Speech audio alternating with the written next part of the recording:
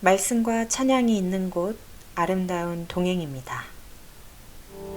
용기 내어 걸어가요 우리 함께.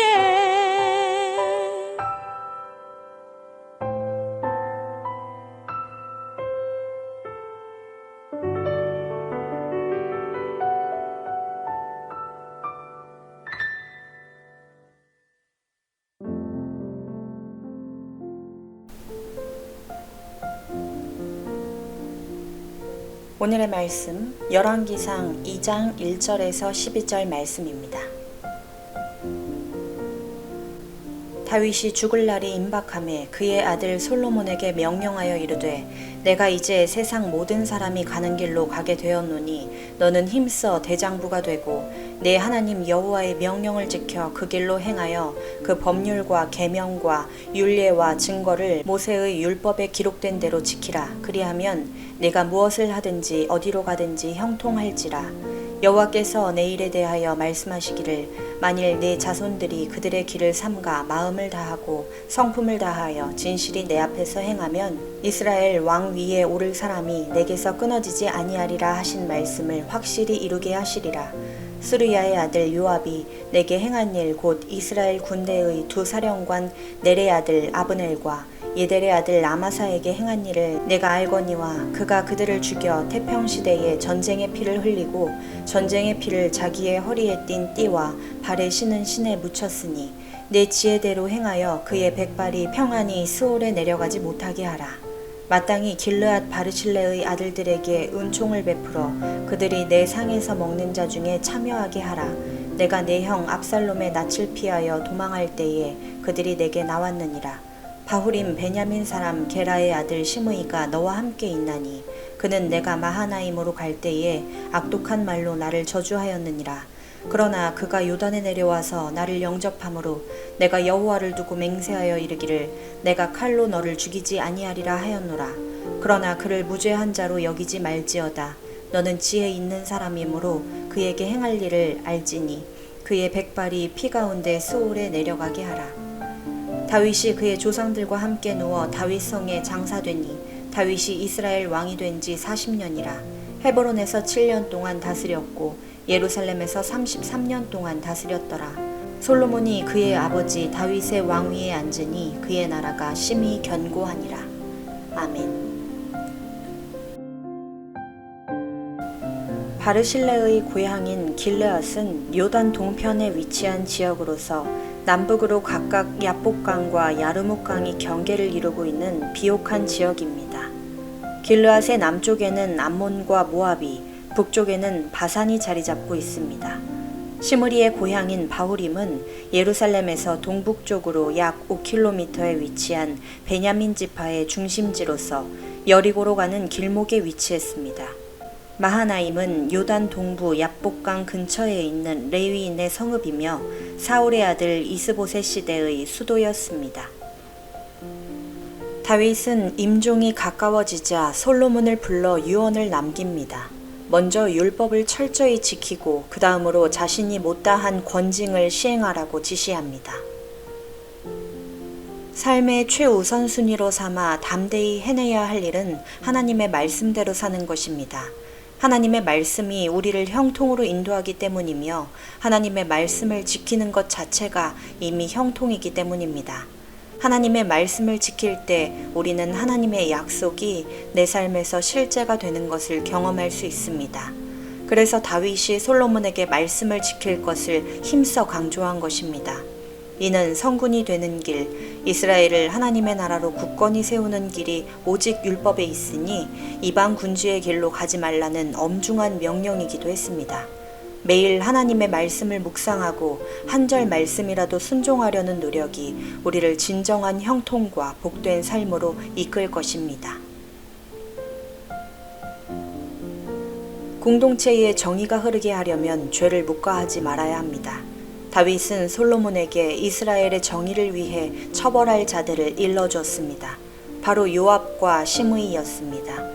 요압은 다윗이 아브넬과 조약을 맺고 평화롭게 이스라엘을 통합하려 했을 때 사적인 원한으로 아브넬을 죽였고 다윗이 내전의 상처를 치유하기 위해 압살롬 편에 섰던 아마사를 등용했을 때에도 제멋대로 그를 죽였습니다. 한편 시므이는 다윗이 압살롬을 피해 도망할 때 다윗을 지독하게 저주했습니다. 당시 다윗은 정치적 상황 때문에 그들을 징벌하지 못했습니다. 하지만 불의한 자를 그대로 둘 수 없기에 솔로몬에게 정의로운 심판의 집행을 맡겼습니다. 우리도 불의를 외면해선 안 됩니다. 지금은 누군가를 처형하는 방식으로 정의를 구현하진 않지만 죄를 지은 지체를 돌이키게 하고 공동체의 거룩함을 지키기 위해 정당한 절차를 밟아야 합니다. 죄를 징계할 뿐만 아니라 선을 인정하고 장려할 때 공동체는 더 정의로워집니다. 다윗은 자신에게 은혜를 베푼 바르실레와의 약조를 잊지 않고 솔로몬에게 그의 아들들을 선대하라고 부탁했습니다. 우리 공동체는 선한 일을 칭찬하고 권장합니까?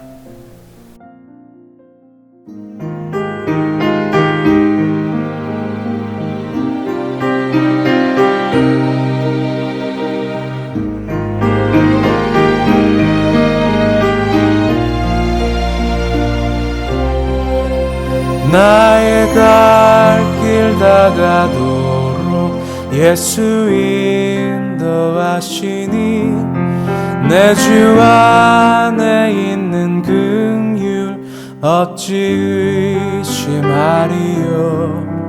믿음으로 사는 자는 하늘 위로 받겠네.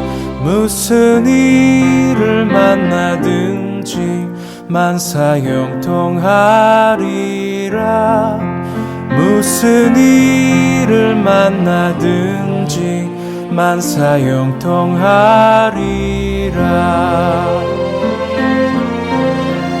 나의 갈 길 다가도록 예수 인도하시니 어려운 일 당한 때도 족한 은혜 주시네. 나는 심히 고담하고 영혼 매우 가라나 나의 앞에 반석에서 샘물 나게 하시네. 나의 앞에 반석에서 샘물 나게 하시네.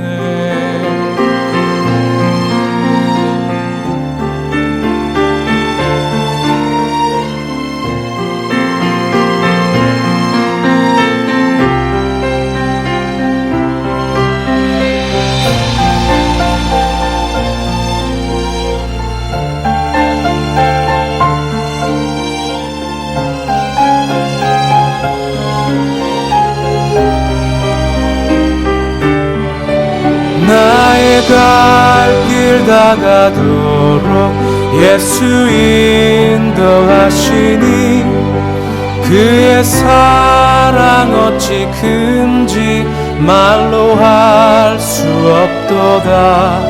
성령 감화 받은 영혼 하늘 날아갈 때에 영영 부를 나의 찬송 예수 인도하셨네.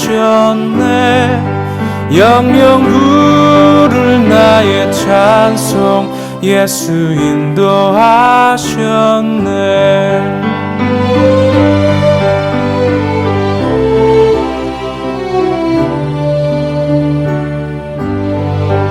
영영 부를 나의 찬송 예수 인도하셨네.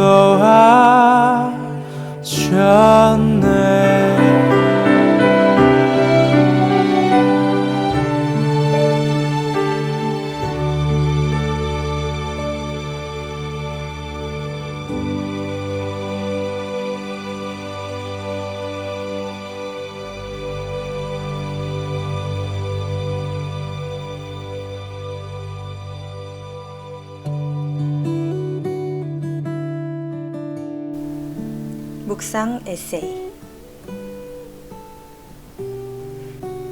터키에서 생명 걸고 복음을 전하다 추방당에 들어오신 선교사님은 한국 교회에 와보니 패배의식이 너무 짙게 드리워져 있더란다. 한국 교회가 쇠퇴하고 있다. 교인들이 줄어들고 있다라는 얘기를 듣고 오기가 생겼다. 대한민국에서 복음이 안전해진다고? 어디 한번 확인해 보겠어. 그때부터 택시를 타고 복음을 전하기 시작했다. 어느 날 택시기사님이 눈물을 흘리며 복음에 반응하더라는 것이다. 지인과 친지 중에 예수 믿는 사람이 많고 목사님도 있는데 자기에게 한 번도 이런 복음을 전해주는 사람이 없었다고 한다. 그저 이제 나이도 들었는데 너도 교회에 나가야지 라고 뻔한 얘기만 했단다. 왜 교회 나가야 하는지, 교회에서 들려주는 복음이 뭔지 알려주는 사람이 단 한 명도 없었다는 것이다. 복음은 무능하지 않다. 우리가 무지한 것이다. 우리가 복음의 권위를 제대로 알고 그 능력을 제대로 경험하면 복음은 여전히 살아서 역사하는 것이다.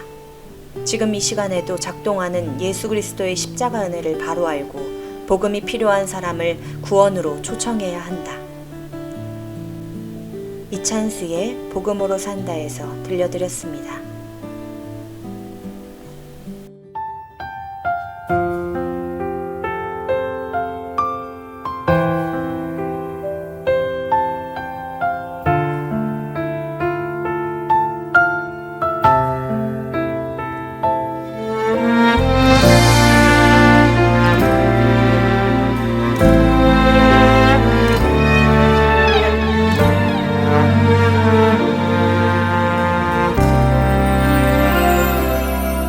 이 세상에 참된 위로 없으니 복음만이 위로입니다.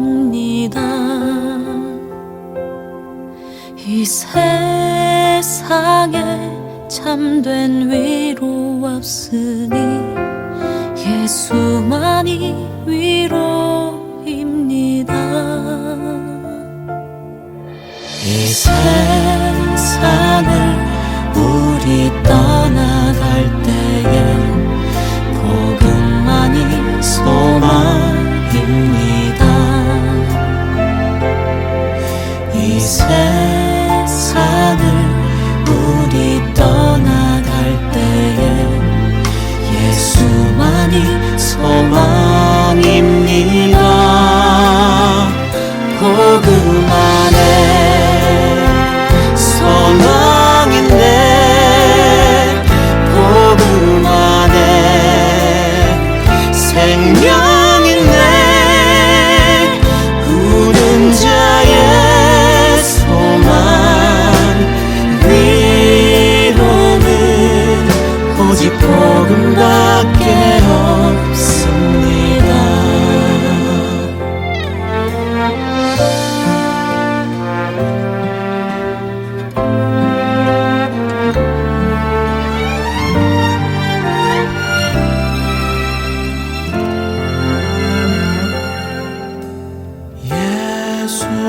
예수님은 누구신가? 약한 자의 강함과 눈먼 자의 빛이시며 병든 자의 고침과 죽은 자의 부활되고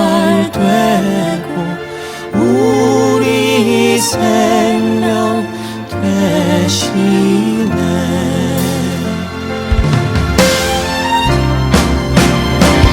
복음 안에 소망있네. 복음 안에 생명있네.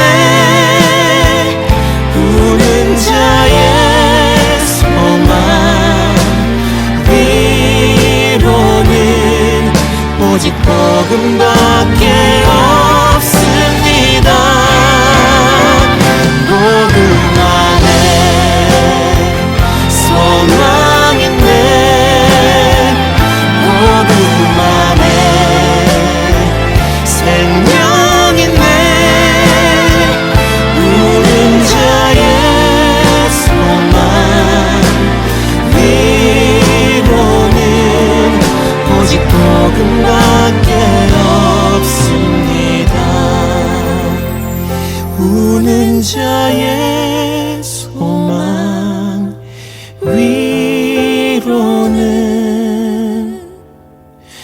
오직 복음밖에 없습니다.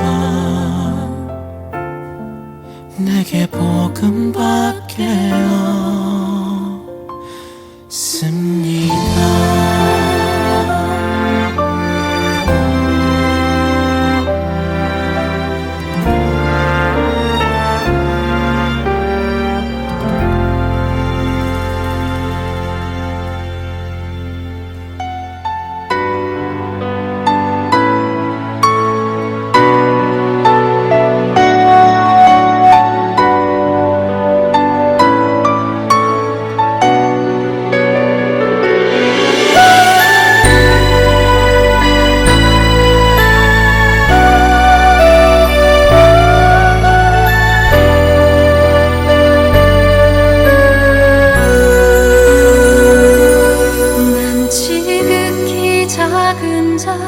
죄인 중에 괴수 무익한 날 부르셔서